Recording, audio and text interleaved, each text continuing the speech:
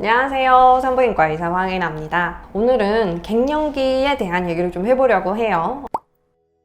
요즘 이제 갱년기 증상 때문에 저에게 이제 약을 처방을 받는 분들이 굉장히 많이 계신데요. 저는 약을 처방드릴 때 여러 가지 기준에 맞춰서 본인의 증상에 제일 맞을 만한 약을 처방을 드려요. 그러면 많은 분들이 물어보세요. 어떤 약이 제일 좋은 약인가요? 저는 제일 좋은 약으로 주세요. 이렇게 말씀을 하시는데요. 어떤 것에 포커스를 맞추느냐에 따라서 제일 좋은 약은 바뀔 수가 있어요. 그래서 개인마다 가장 좋은 약이라는 거는 다를 수가 있고요. 그거에 대해서 이제 증상을 조절하는 데 포커스를 맞추느냐, 아니면 부작용이 적은 거에 포커스를 맞추느냐, 그리고 뭐 증상이 있을 수 있는 건 뭐 여러 가지들이 있잖아요. 그래서 내가 잠을 못 자는지, 홍조가 심한지, 그리고 땀이 많이 나거나 이런 건지, 아니면 뭐 그냥 성생활만 좀 불편하다든지, 건조가 있다든지, 성욕이 없다든지 이런 것들이 문제가 되는지에 따라서 선택하는 약제가 다를 수가 있고요. 부작용도 마찬가지예요. 내가 특별히 염려하는 부작용이 무엇인가에 따라서 달라질 수가 있거든요. 나는 뇌졸중 같은 것들이 생긴 적은 없지만, 예를 들어서 내 부모 중에서 그런 비슷한 증상을 경험하신 분이 있다든지, 아니면 주변에 누구누구가 유방암에 걸려서 나는 유방암은 정말 무섭다, 그거에 대해서는 어떻게 리스크를 최소화했으면 좋겠다, 이렇게 생각을 하신다든지, 이런 것들에 따라서 약 선택이 달라질 수가 있어요. 그래서 뭐 누구한테나 가장 좋은 약 이라는 거는 존재하지는 않아요. 가장 좋은 약을 주세요. 그래도 저는 이제 이야기를 들어보고 가장 맞는 약을 선택을 해서 처방을 드릴 거예요. 많은 분들이 또 물어보시거든요. 선생님은 약을 드시면 무슨 약을 드실 건가요? 물어봐요. 그래서 저는 뭐 어떤 약을 먹겠다, 이런 상황이면 이 약을 먹겠다라는 힌트를 드리곤 하는데요. 저는 지금은 아직 폐경이 되지 않았기 때문에 약을 먹지 않지만요, 10년 후에는 폐경이 되겠죠. 그래서 그때는 어떻게 치료를 하면 좋겠다라는 대략의 계획은 세우고 있어요. 저는 지금 그전 영상에도 한번 말씀드린 적이 있는데요. 유방에 혹이 있어요. 유방에 혹이 뭐 큰 게 2개 정도 있고요. 나머지는 자잘한 혹들이 여러 개가 있거든요. 그리고 유방 촬영을 해보면 치밀 유방에 석회화도 굉장히 보이는 편이에요. 이게 석회화가 뭐 악성을, 암을 의심하는 석회화가 있고요.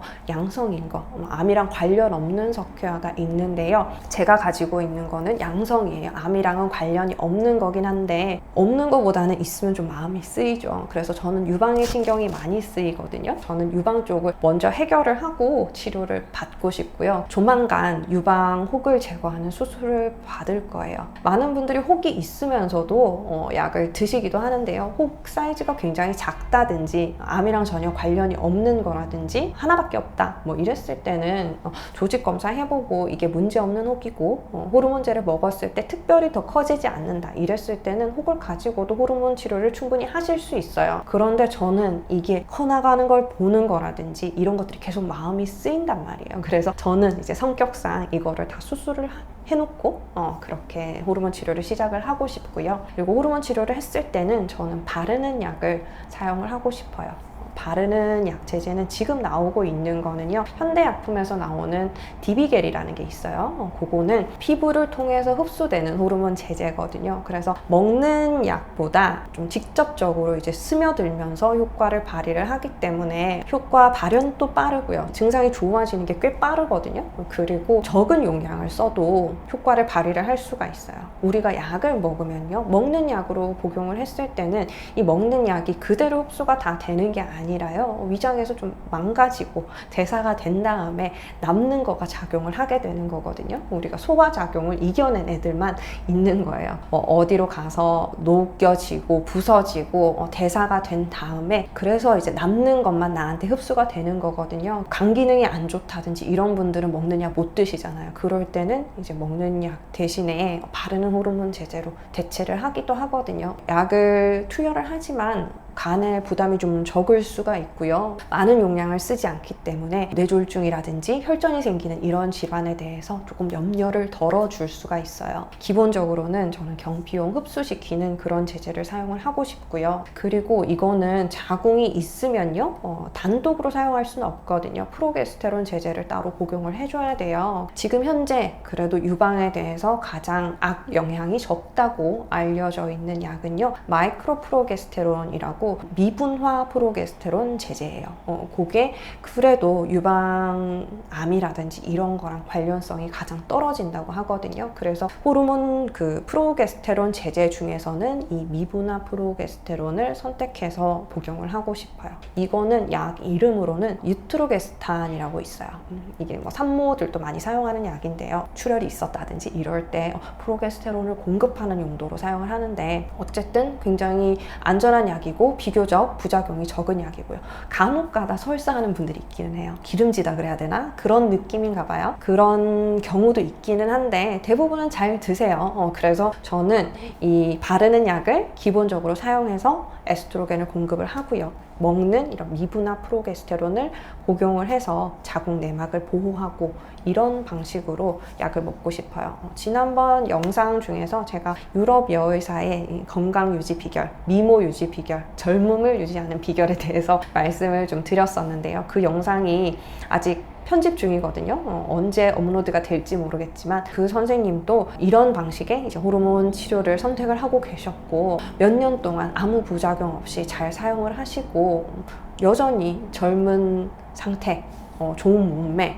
유지하고 계시거든요. 저는 이게 주변 사례들 중에서 가장 인상 깊었던 사례이기도 하고, 그리고 제가 생각했을 때도 부작용이 제일 적은 게 굉장히 중요하기 때문에 드라마틱한 증상이 있다 그러면 좀 마음이 바뀔지도 모르겠어요. 그 증상을 꼭 포커스해서 해결을 해야 되는 그런 상황이 된다 그러면 저도 이제 다른 약들을 고려해 볼 수 있겠지만, 이 약으로만 조절이 될 것 같으면 굳이 다른 종류의 선택을 할 필요는 없겠죠. 지금 2022년에서 2023년 넘어가는 현재에 가장 좋은 선택은 이거라고 저는 생각을 해요.